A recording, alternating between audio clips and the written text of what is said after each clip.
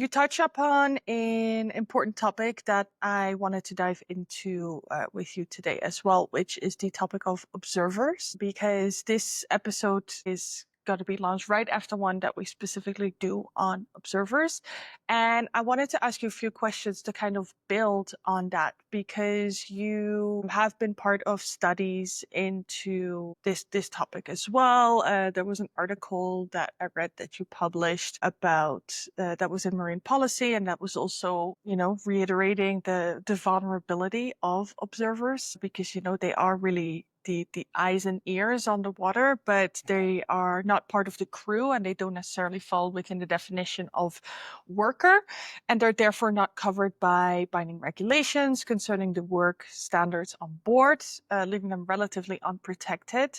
So together with some other authors, Peter Trott, I saw, and Bianca Haas, you Yes. conducted a benchmark reviewing the different, what we call observer programs, to get an understanding of, okay, if we don't have those maybe legal protections, what is then the reality of their protections? And this benchmark tool is called O2BT. And yeah, could you maybe walk us through some of the general findings of doing this benchmark? Anything that really surprised you and your co-authors? Well, this idea came from Peter Trott, my colleague, because with him we worked together in the benchmark for crew welfare or decent labor and living condition on board.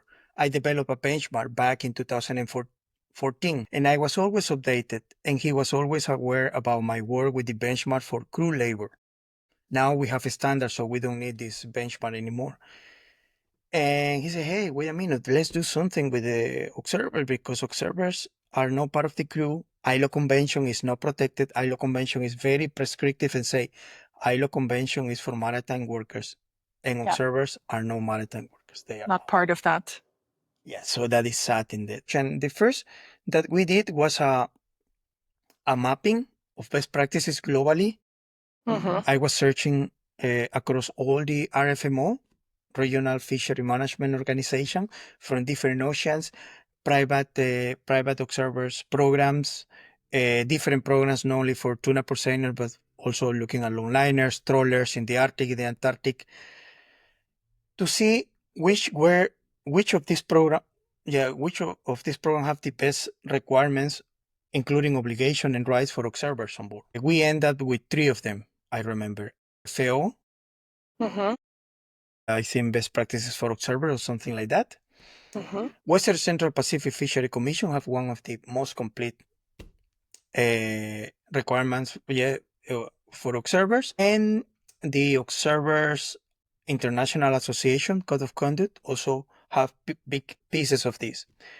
Okay. So we created initially this benchmark, putting all the best requirements to create this tool.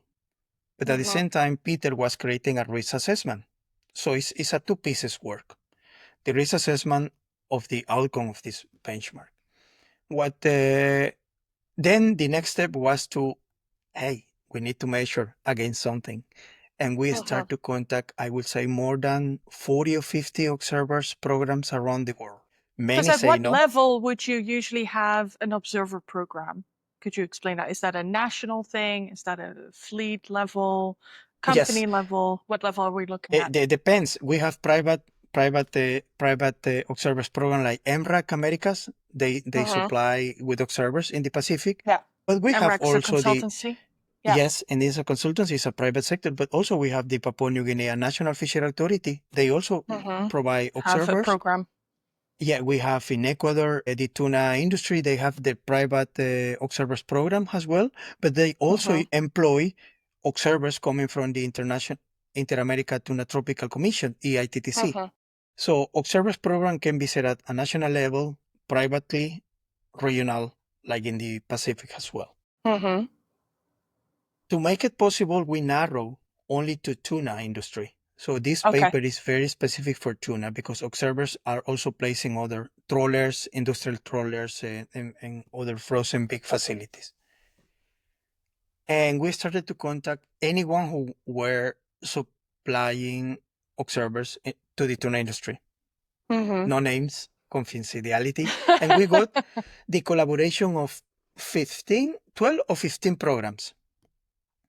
So they share all the management system, all the paperwork, all the requirements, training, and we start to compare with this initial benchmark or baseline, which is unique. I joined the International Fishery Observers Conference in Reykjavik in Iceland 2 months just ago. a few months ago. Yeah. Yeah, a few months ago was amazing opportunity to realize that our work with the Dr. Bianca Haas and Peter has been unique and is going to help everybody who was there. This paper is public, so everybody can use it. And when we started to compare, that was the first stage.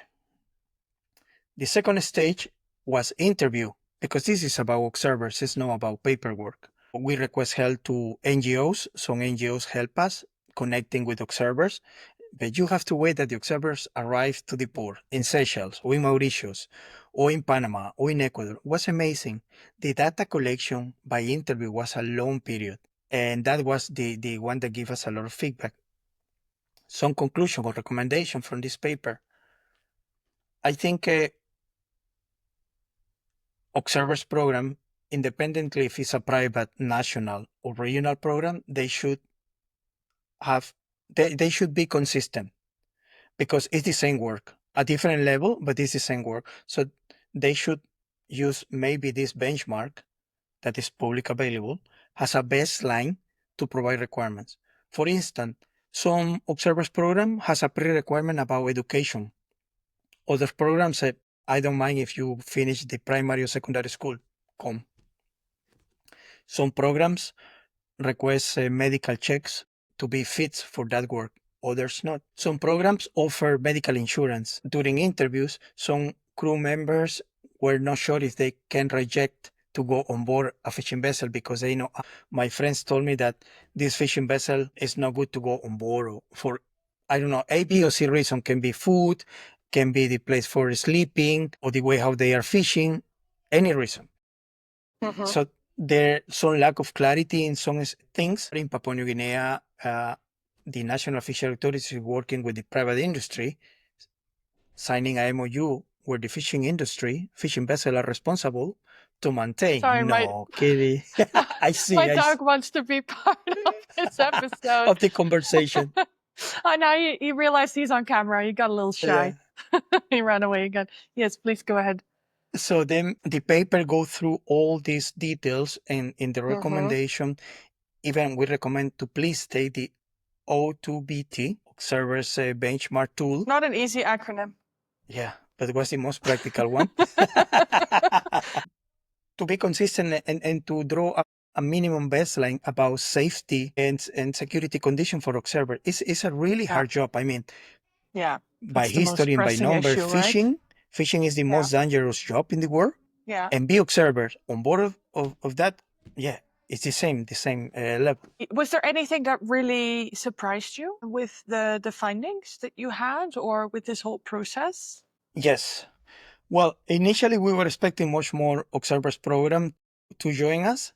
I think because this was a new process or project, everybody was a little bit skeptic or precautious to share data. Yeah. But I am sure after this conference and all the network I did there and I explained it, I am sure they will start to open more books and try to fill the gaps between the observers program they manage and this benchmark. That was something that surprised us because we were expecting more collaboration and more programs, observers program, to join this project. Okay, and then the scoring of these observer programs, from what I read in the article, they were quite strong overall. At the same time, we do know that observers are still very much at risk. Yeah. Even just, beyond what you can imagine, disappearances, murders. What do you think this tells us? Do you think this is just a matter of only those observer programs that know they're doing a good job are the ones that are like, yeah, sure, benchmark us? Or do you think it is more like a difficulty with, whatever you do on paper, but guaranteeing that that's done in practice, just because the nature of at-sea operations is so complicated, and you are putting an observer as, being the eyes and ears already in a difficult position because not everyone likes to be checked up on. What are kind of like explanations that it might be a bit of a guessing game, but that you see could explain a difference between good scoring, but at the same time, still a lot of issues with human observers and their protection in practice? Well, yes, something that I forgot to mention. The paper or the study or the research was not intended to assess the performance of the Mm-hmm. observers program, but was focused just in the observers conditions, living and working conditions is specific on that. We have to create a scoring to try to compare. Unfortunately, I think, yes, it's in the paper. I think 7 or 8 programs are compared by scoring. At the end of the day, also is to have a clear understanding and a direct conversation with the fishing vessels. Mm-hmm. And as I explained in the beginning, this was very focused in tuna perceiners. If we are going to talk tuna longliners or we are going to talk about industrial trawlers, it's a different scenario, different conditions, maybe different length of the trip. It's not the same a tuna perceiner fishing in Papua New Guinea that our fishing trip takes 15 days, maximum 25 days, or a tuna perceiner fishing in the EPO that can take 16, 70 days. And having on board observers for that period also, yeah, is a different thing. Private, I can say private observers program maybe have a better communication and leverage with fishing companies than Mm-hmm. regional. Always the observer have to be independent. And that is the reason why the national fishery authorities in Papua New Guinea create their own national fishery observers program to maintain that competence but independency in the Pacific. And yeah, it's the intersection between the agreement between the fishing company and the observers or the government, the observers program and government. This intersection, I think now these are actually the three parties that are in the table for discussion for any issue that happens with the observer. Another thing you mentioned earlier is how there are a lot of differences in these programs, and that you think it would maybe be good if there is more, this benchmark could be used as kind of like this is, generally what a lot of these programs should have. So, you mentioned some of the differences where sometimes maybe they need a bachelor in marine science, where other times they're like, just finish high school and it's fine. Also, with occupational health and safety, that there can be quite a lot of variations. Do you think that, with so often with fisheries, there are a lot of regional differences, and it's really hard to come up with this kind of one size fits all international standard because it just doesn't apply. And then very often it does have the risk to be maybe a little bit too Euro or Western centric. Do you think for observer programs, though, that this is something where it is realistic to think, yes, we can have kind of an international standard of everything we should be working on? Or do you think that here as well, maybe a regional approach would be more appropriate? You are moving ahead with our second part of the research, Eva. And that was not Yes. planned. No, no, no, no, no. I did not know there would be a second part. Yes, now we are trying to develop some tools to move in that area because we were very restricted to some countries Of and course, some areas. So it's an now the initial second part, research.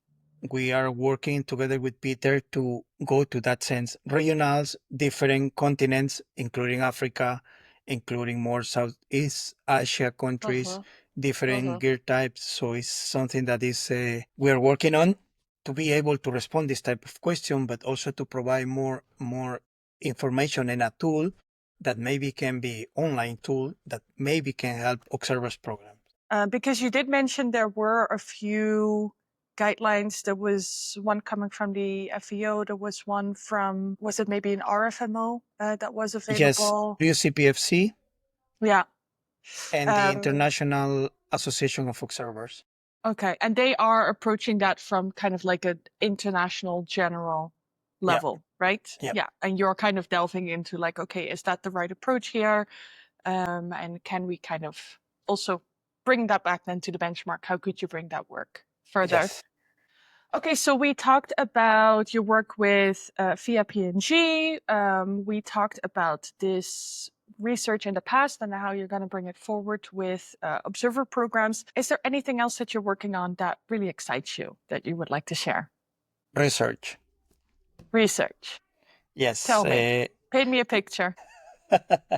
Yeah. Well, with FIA PNG, we have enough data, and now we are working with one is confidential still. It's about shark tagging. Another is about with another university is about bycatch per fishing vessel per species per year to do some economics analysis. That is something that I like to do, and teaching. Teaching. Tell me. Yeah, I have been What are you teaching?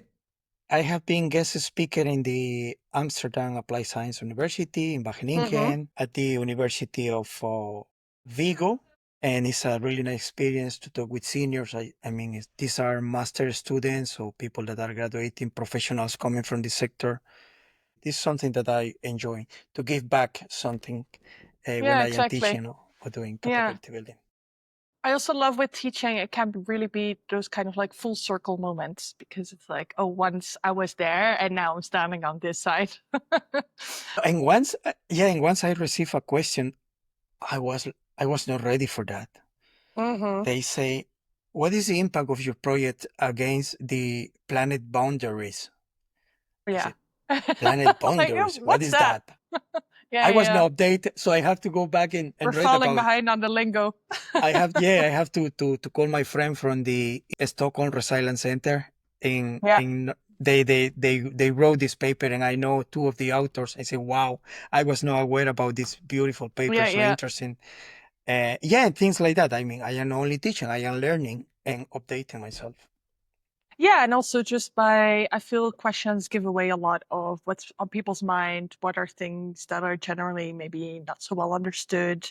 What do people see as priorities? So yeah, I can totally see how that's a really nice opportunity to kind of share that knowledge that you have from the different experiences we talked about. If you kind of look back at your career thus far, has there, or maybe just, any early life experience, have there been any experiences where you say, okay, that has really fundamentally shaped how I look at sustainability in fisheries? Difficult. No easy question.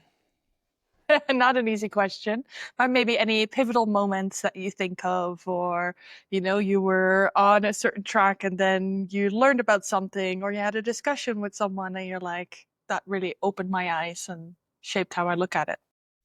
Yeah, well, a couple of moments. The first moment, not because of sustainability of fisheries, but because of languages. I was not Mm-hmm. capable to speak English, and I was already Mm. 29 years old. Yeah.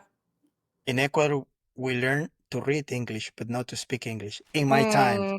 Yeah, Ecuadorian friends, if sure. you speak English and you're young, very good. But in my times, only we were capable to read English at the Like in university. most countries. Yeah.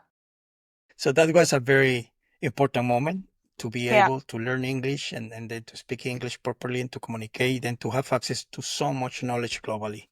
Mm-hmm. And that moved my decision into much more deeper in to sustainability. I think a breaking point was in 2009 when I was working for Sustainable and heard for first time sustainability in Mm-hmm. labor, social sustainability. There were so big words for me, and someone telling me you are going to be in charge to set up requirements for the tuna fleet. Well, the first thing I said, something that I learned in your country, in the Netherlands, is to be assertive. Say Mm-hmm. it. I said, I can do it, but I don't know how to do it, so I need train. And start to be more connected with workers in fishing in the fishing industry also really attracted me.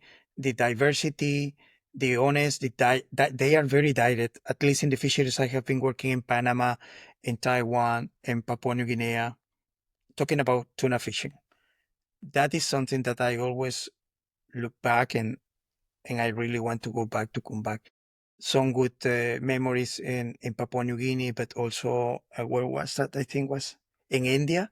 After some assessment and positive recommendation, apparently the owners or investors invest on that. And when I was back after 1 year, I received in Papua New Guinea, they give like a sort of purse that you hold. Actually, I have one here. This was the present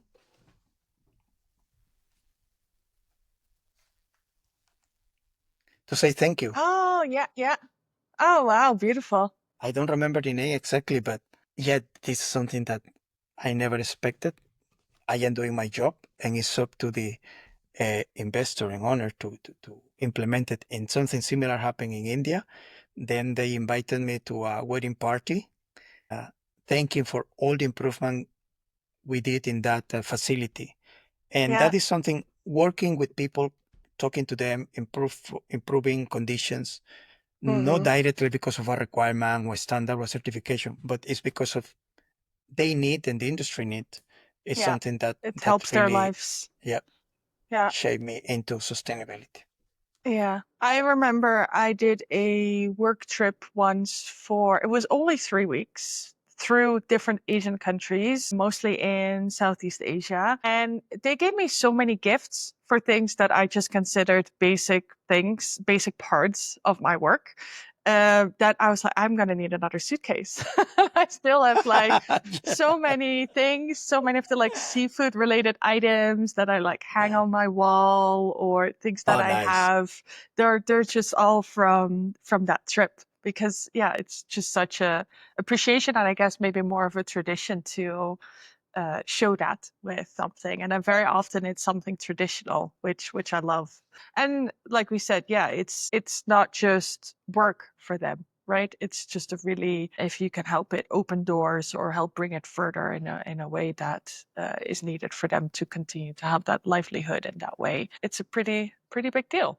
So if we look at the fishery sector, what do you think are really some areas of priority? What do you think the fishery sector should focus on? Well, yes. Well, many things we are working, I think, prioritize biodiversity impact, CO2 emissions.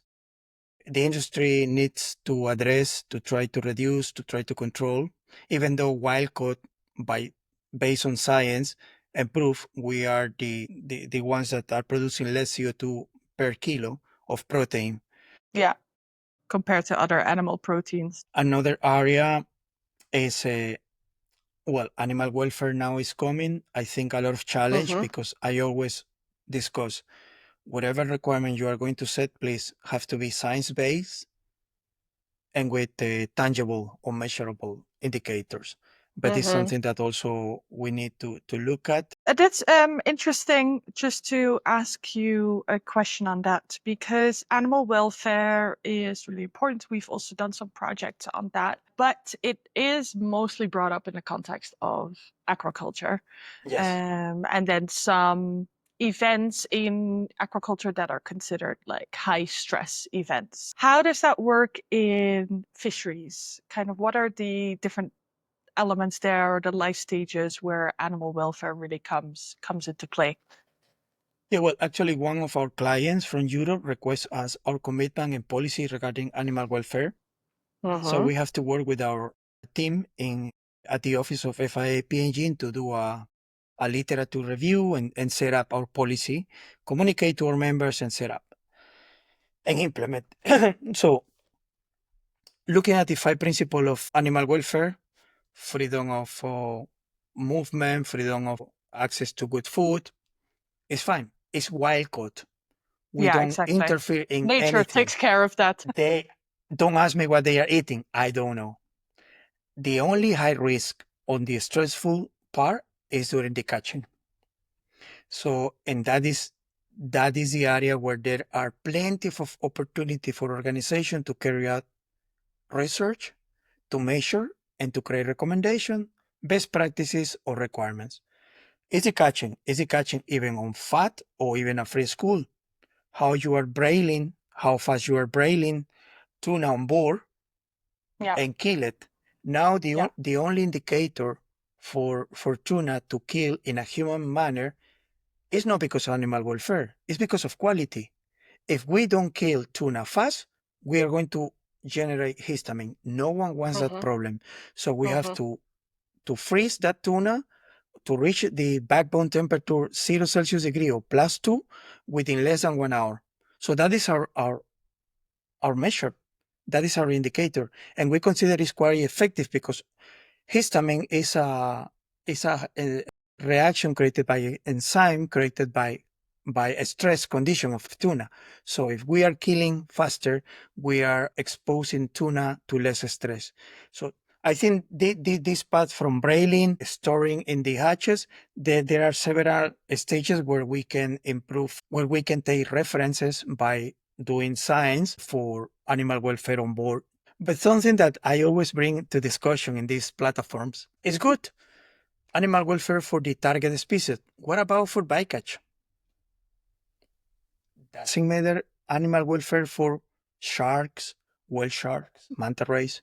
And that is another research we are working on. We are going to release a public paper about biodiversity impact of the MSC certified tuna fishery. And that I consider it shall be part of the animal welfare. It's not about the target species. Everybody have bycatch. But all animals. Yeah. What's going on with it? In my personal opinion, based on my experience, I have been on board on fishing vessel. Bycatch shall be considered part of animal welfare requirements. And another big issue for that is in the tuna industry or fisheries is labor conditions on board. That industry have to shape.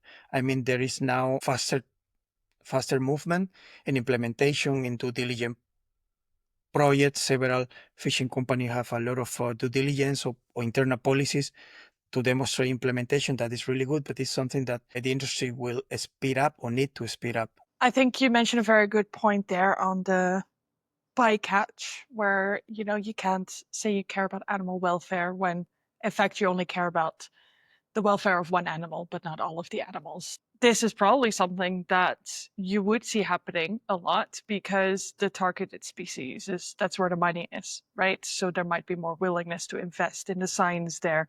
So I think it is a very good, important thing to keep in mind when we talk about this. And then with animal welfare, it sounds like, just like with aquaculture, there are just certain high stress events in the case of fishing because nature takes care of so much during the life cycle of the animal. You're really only talking about when you're catching the fish and then when you bring it on board and how it should be slaughtered. Also, most likely, just like with aquaculture, there's no way to completely avoid any stress. It's always going to be stressful for the animal, but there are ways to minimize it. And that's really what the animal welfare is all about. Wrapping up, I would like to ask you if you could give your younger self some advice, what would it be? What is something that you knew before you delved into this wonderful world that we call the seafood industry?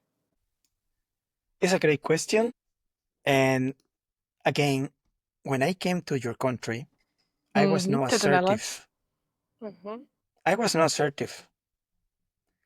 And I learned very fast to be very assertive. Otherwise, you just get Straight. skipped in the Netherlands. So my advice for my younger friends and son would be ask question. Don't feel you are going to be foolish because of this. Be assertive and be straight. And when it's come to your decisions in career, when leading a project, set up short-term milestone before the big one. Because I remember in my personal experience, when I put the big one, I said, it's impossible. Yeah. It's so far. Feels too far. Yeah, but then when I started to work bit by bit in a small milestone, wow, I made it. Something I learned in one of my former jobs, never say no. I say, wow, just learn what doing In the and beginning. works. Yeah. I mean, if you are capable, if you think, hey, I can do it, that is another thing. Dare to do it. Don't be afraid. I mean, if you work with your heart and you work with good intentions, just do it. Yeah. Everything's a learning opportunity. Yeah. especially in that early stage of your career. At some point, you can say, "I'm too old for that shit," but in the beginning, you need to No, no. like just take all the opportunities.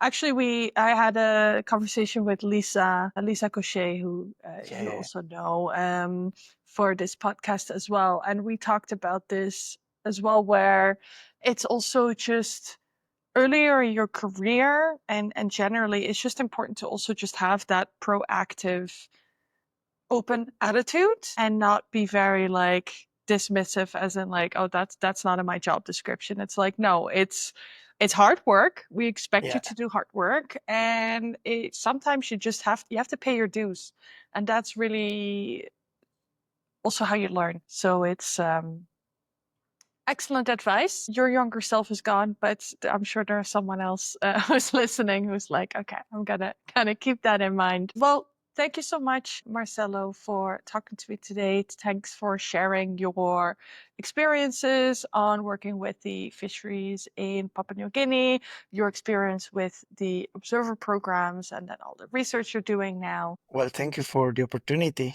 And yeah, I think we have met so many times, but we have never talked in this manner or talking or touching this point for me has been really, really nice and I would say funny to share some of my experiences, but Yeah, isn't also that nice to so? share with you. Yeah, it's so interesting how you could know someone really well and for a longer period of time, but then when do you ever sit down to like talk about your life or your first job? And I'm sure there's many people that know you well, but that are still gonna learn new things about you by listening to this by listening to this episode. So thanks for your openness and also for everything you do to bring the fishery sector ahead. Thank you, Eva, for the opportunity. It was my pleasure to share.